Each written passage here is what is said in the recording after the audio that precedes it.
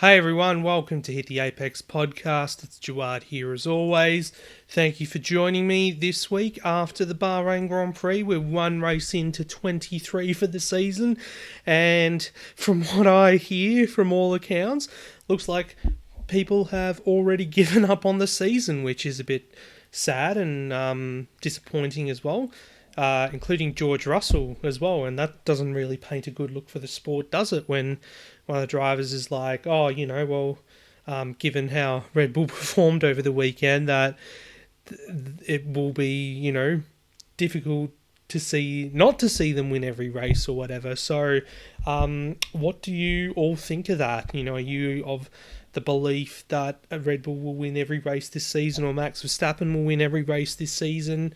I'd be interested to hear from you guys, so please let me know. But it was a dominant display in Bahrain. They commanded a 1-2 finish as Max Verstappen picked up from where he finished off last year, essentially. Almost 12 seconds was the margin between him and his teammate Sergio Checo Perez.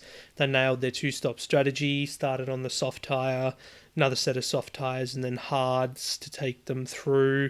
They didn't have the two sets of hard tyres like Ferrari did, which everyone thought perhaps that might give Ferrari the advantage, but then Ferrari had their own struggles, and tyres were one of them as well.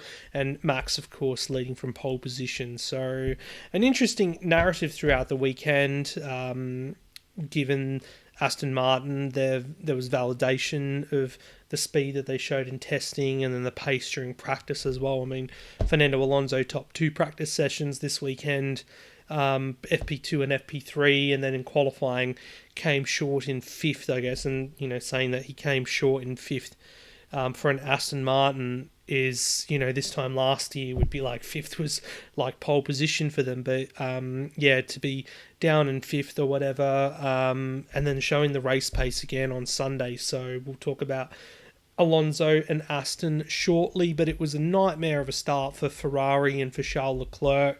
Lap 41, seeing the Ferrari pull over to the side of the track and come to a stop was like, well, here we go again. Embrace those GTA San Andreas memes of scene one of Leclerc with his hand against the wall or whatever, like in the intro clip or whatever, being compared to Joel from The Last of Us in the TV show, having his anxiety problems or whatever. So, it's going to be another walking meme this year will be Ferrari and Charles Leclerc, sadly, unless they can get their stuff together. I mean, remember this time last year it was Verstappen and Red Bull who had the reliability pains in the first race of the season and ended up overcoming a 46-point deficit to go on and blitz the championship with 4 or whatever races to spare. So, and still, they identified that there was some issues pre-race. So pre-race, they ended up changing some components on Leclerc's power unit, and all within Parc Fermé as well, so no penalties were incurred. He qualified second behind the Red Bull. And still, during the race, like I said, they had their problems with the tyres. They just didn't find the pace on the hard tyre, as well as the Red Bull and the Aston Martin as well as the Red Bull and the Aston were doing. And then, lap 41, seeing him crawl over to the side of the track was like, well, here we go. How's Frederic Vasseur feeling? His first race in charge of Ferrari. Are they going to start blaming him already? I mean, is the press release going to come out before the next race in Saudi that he's been sacked? I mean, this is obviously not a Vasseur problem necessarily, the reliability, but they're definitely going to have to look at something because, from what I've heard as well, it means they might have to dip into additional components early because the parts that were damaged from Bahrain will not be salvageable. So, power unit penalties coming early this season for Leclerc, and, that's not going to be good at all. The testing and practice pace, like I said, from Fernando and Aston Martin were realised. Despite the qualifying that they had, their race pace was great. And this is all despite a first lap incident as well involving his teammate Lance Stroll, who tagged him going into turn 4. I think he was being a bit too ambitious, but also the dexterity that he's had all weekend with the broken hand that he's been carrying, that's been operated on, and the other injuries that he's had. I feel like there has to be credit due to young Lance in this instance to come back from that accident in the pre-season, missed testing, and then still not quite fit, fully fit to be able to race this weekend. And some people were certainly questioning, he's jumped out of the car all right in the extraction test that all the drivers have to do as part of their scrutineering. But in a race situation, like say the car was on fire, would he be able to get out as quickly as ideally you would like to? But, he kind of proved the doubters wrong. And, you could easily say that I'm one of those people who will say things about or like pull Stroll's performances into question as frequently as, say, somebody else might. But in this instance, credit is due where it's due, and he did a really good job all weekend, not having driven the car in testing. And then, to come home in 6th as well was a really good result, apart from that little faux pas at the start of the race. I'm glad that the engineers didn't tell Alonso straight away who was it that hit him, because I'm sure that wouldn't have gone down well. So credit to Lance Stroll. I will give it to him, and great job for him. Alonso coming through in the end, despite that start. And if it wasn't for Leclerc's DNF too, the podium would not have been realised as it was. So great job for Alonso, great job for Aston Martin. 99th career podium for Alonso. He was able to challenge and pass Carlos Sainz at the end there, and Sainz, of course, struggling with the hard tyres in that final stint, so he wasn't able to defend stronger than he was able to, as seen. Same with Lewis Hamilton as well. It was great to see Alonso battling with Hamilton on track, wheel to wheel, and then also with his compatriot Sainz. I mean, it would have been something, I think, I don't know if I said pre-race that this was my prediction, but it would have been nice if we saw both the Spaniards on the podium. I think for Sainz it would have meant a whole lot, to be on the podium with the driver he grew up idolising in Fernando Alonso, the only Spanish world champion currently in Formula One. So that would have been something, but it wasn't to be. Maybe at some point in this season when Ferrari can get their act together. But yeah, Sainz struggling for pace throughout. Best he could do was 4th. And then, of course, Hamilton was the lead Mercedes that was split by Stroll in the middle. And George Russell, he was aggrieved early on by the fact that Hamilton was ahead of him and wasn't really showing the pace that Russell had. He was having struggles on the soft tyres at the start, I think, is what Russell's engineer told him. He's like, is he just going slow, or is he managing, or is he struggling? What's going on?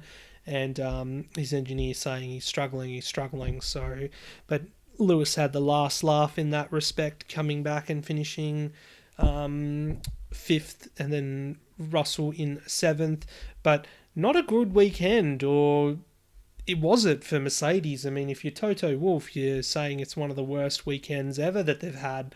But they got 5th and 7th, which is solid in terms of points. But Toto Wolff coming out saying publicly that they need to give up on this car concept.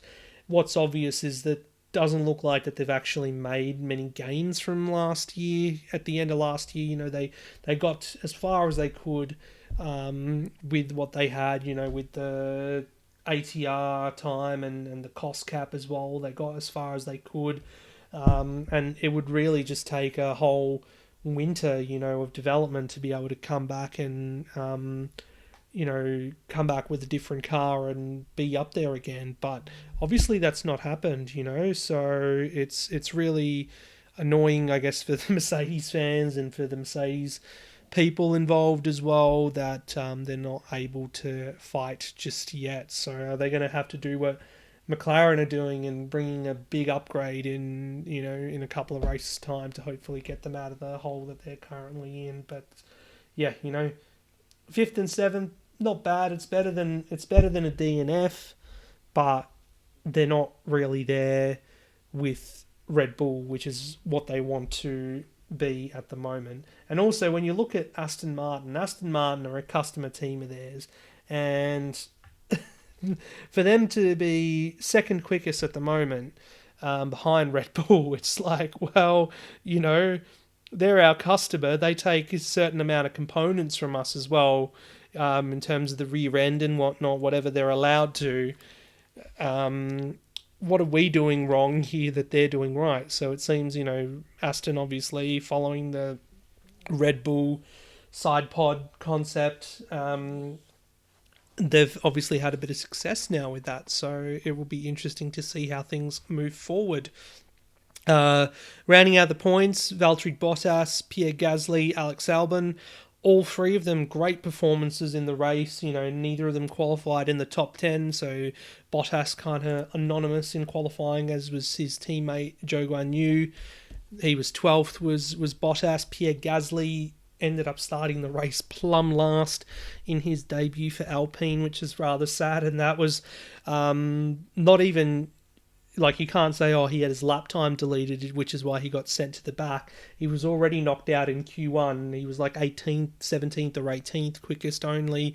And then further embarrassment added, he ended up having his lap time deleted. So was sent to the back of the grid. And then Alex Albon making it out of Q1 and was able to plug in the 15th fastest time. So for them three to get outside the points, into the points, what a great effort. And got to say, the midfield just seemed so compact this weekend, which was evident in quali when you look at the Q1 times and who was knocked out and what their times were compared to the drivers that were on the fringe. So best example to use of that, Lando Norris ended up 15th fastest in Q1, just with Logan Sargent, the rookie, in 16th, and he was eliminated, but they were on the same time. They set exactly the same time, yet unfortunately Sargent ended up on the wrong side of the elimination zone. So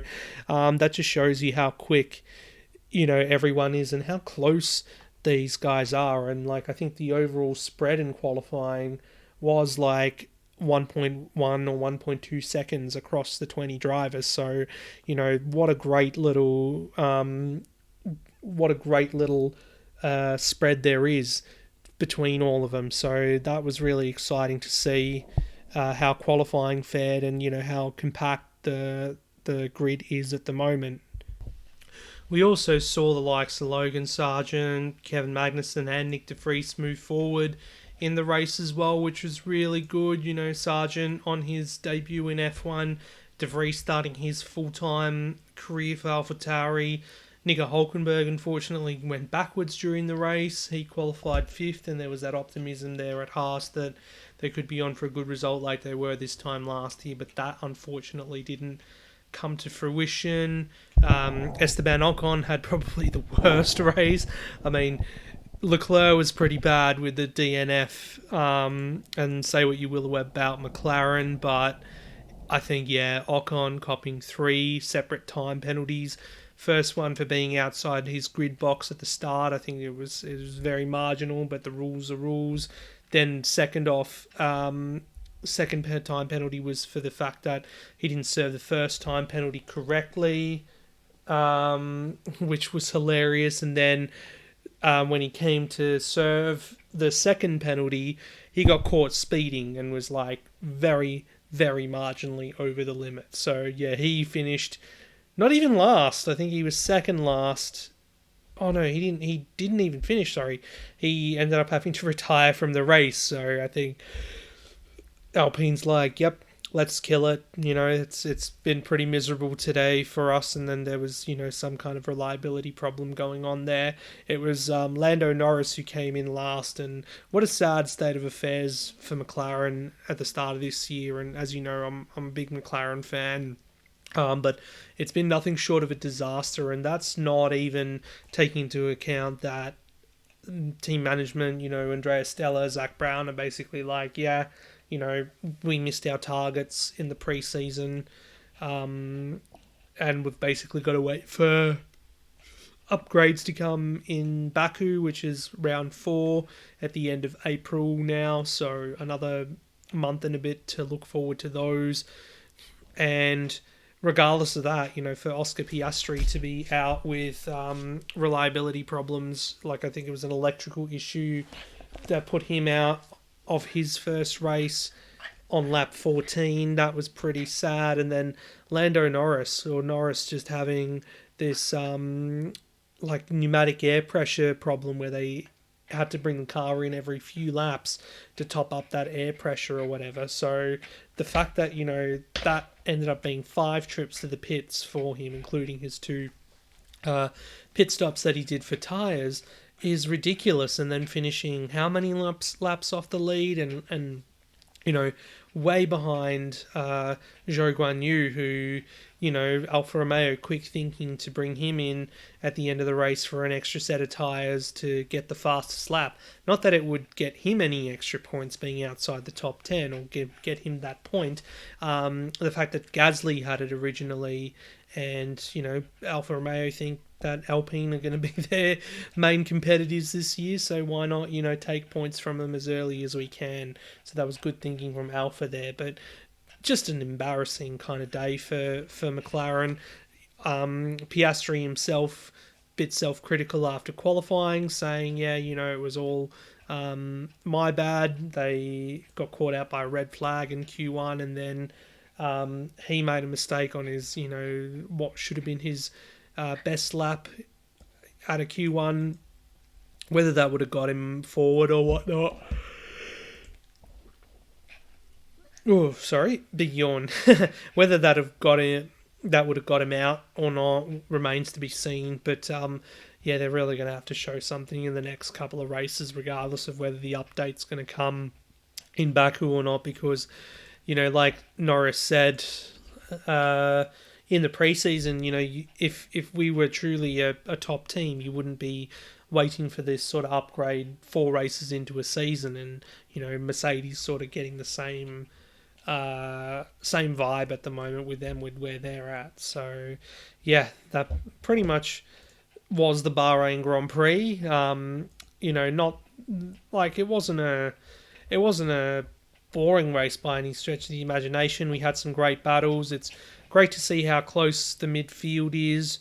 And then, of course, seeing a team break out of the midfield in the form of Aston Martin to be able to challenge the likes of Mercedes and Ferrari. But the fact that, regardless of that, you still have a team that's so far ahead of the competition is a bit concerning. And when that is the case, let's not fall into the trap of, it's the rules' fault, or like, F1 needs to do something about this. No, they don't. And this is me, not a Red Bull fan. I couldn't give a toss about Red Bull. Not my favourite team of mine, as you can tell.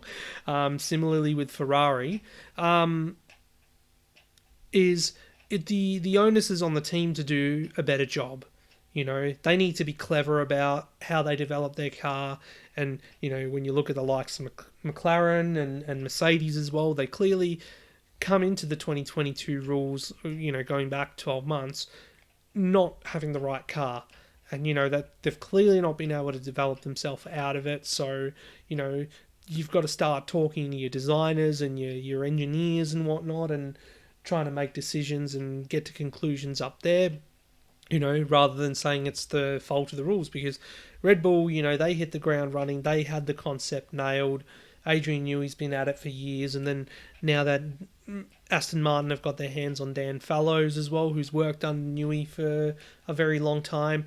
They've been able to get together a car that is quick as well. Ferrari, they seem there. They've just got unreliability to do with the power unit again. And, they've had other issues in terms of, the pit wall and the operational side of things with pit stops and whatnot. So, the problem for them isn't the car, but yeah, the teams who still can't get a grip on their car, particularly the likes of McLaren and Mercedes and even Alpine's a manufacturer team. They don't have budget problems like a Haas or a Williams does.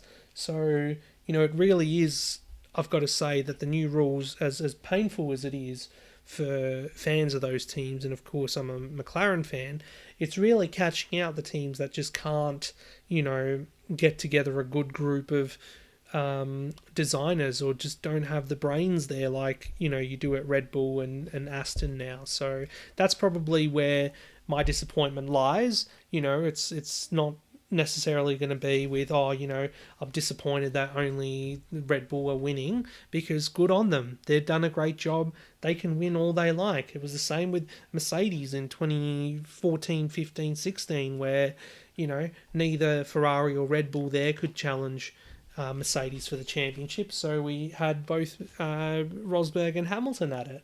So yeah, going to leave it at that when it comes to that little thing. But yeah, as I said, feel free to share your thoughts on it, what you guys think, because it's pretty unfair for many to come out and say, oh well, that's the season over, because I think there's very much a lot to play for. It's only one race in.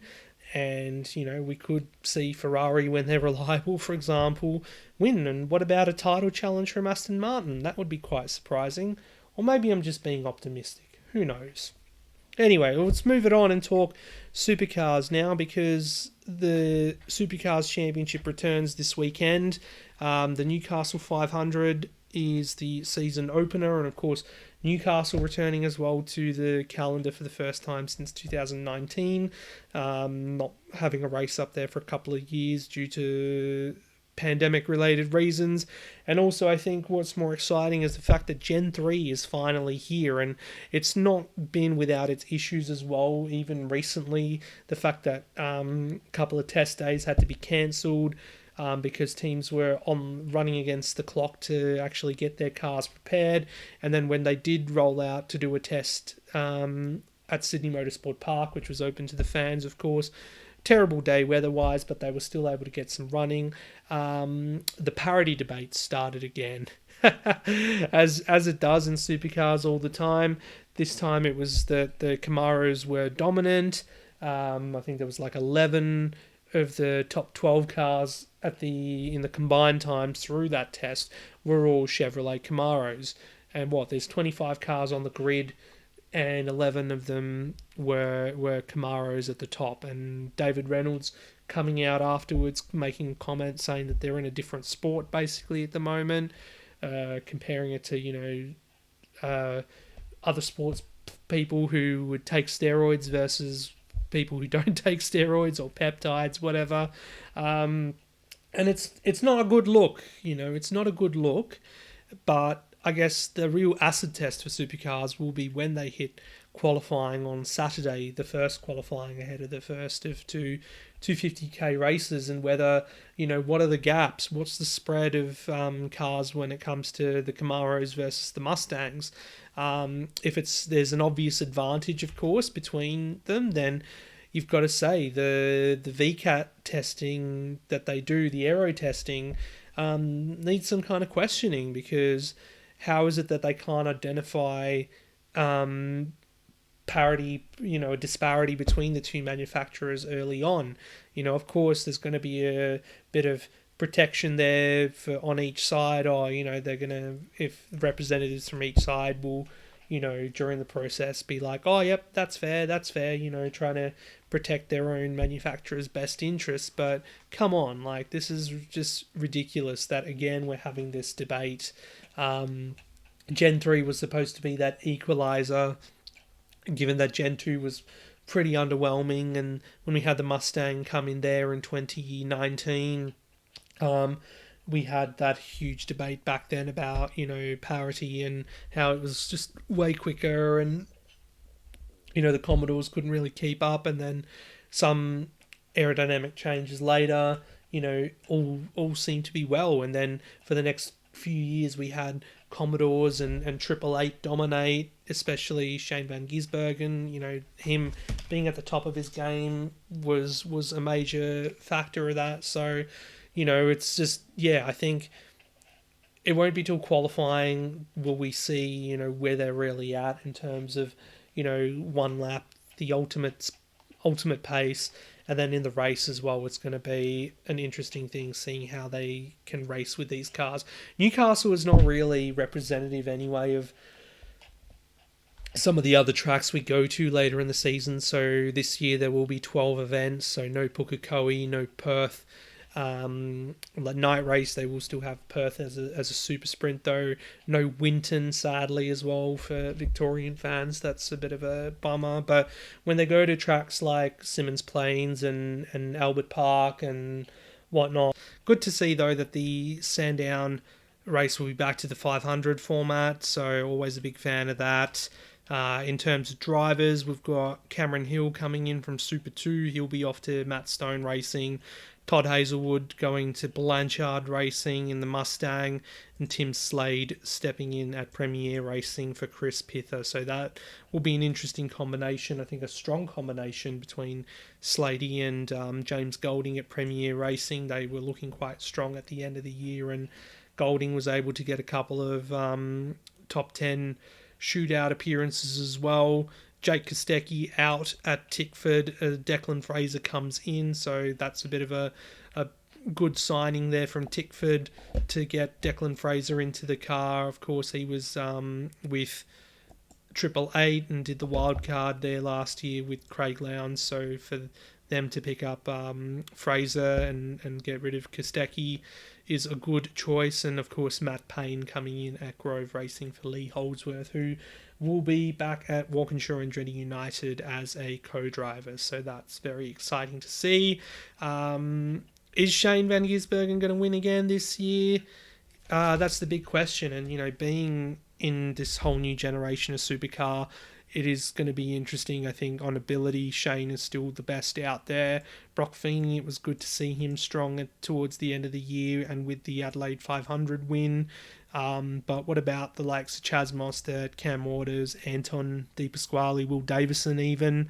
If the Fords are going to be behind all year, behind the Camaros that is, then who's going to challenge Shane for the championship? Will it just be into Triple Eight rivalry, or can one of the other Camaro teams, your Erebus, your Team 18, will they be able to step it up there? Like we've seen big regulation changes in the past, like in 2013 when Car of the Future came in, a shuffling of the pack. There was multiple winners that season, like in the 2 digits actually. It was like 13 winners or something, or 12 winners I think.